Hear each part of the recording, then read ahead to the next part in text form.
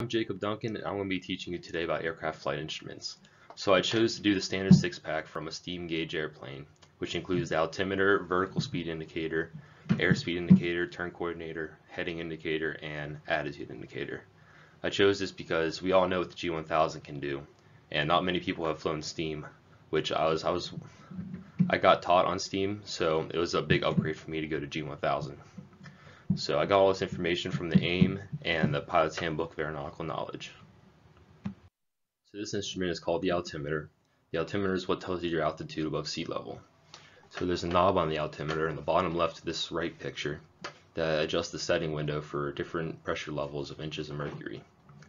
The altimeter operates off the static port, which on the left side you can see the aneroid wafers there, which expand and contract due to different pressures, and they're attached to the gear system, and that's what turns the hands on the altimeter.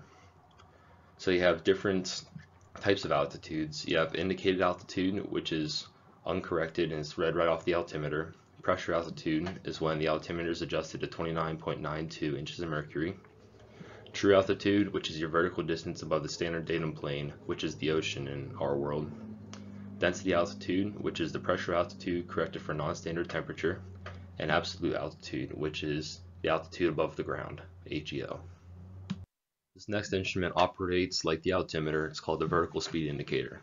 This also uses the static port and also has the aneroid wafers that expand and contract in a casing.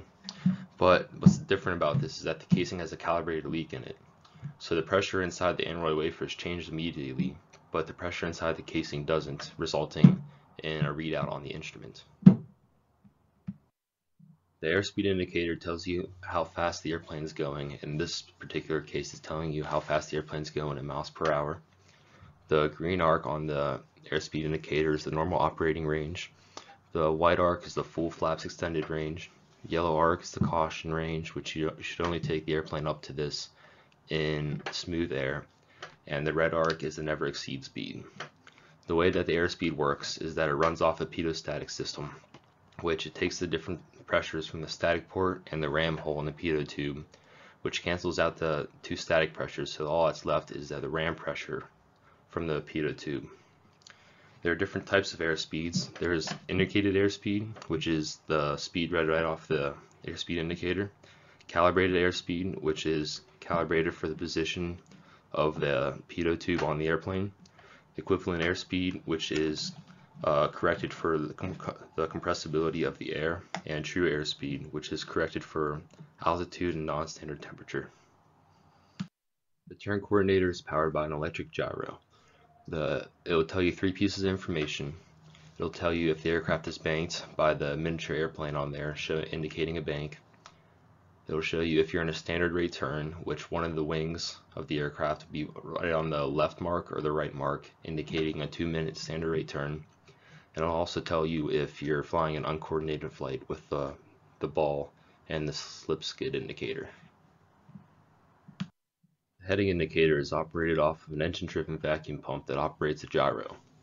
This instrument tells the magnetic heading of the aircraft.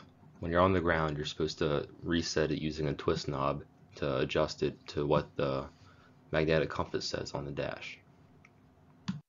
The attitude indicator is also operated by an engine-driven vacuum pump that operates the gyro.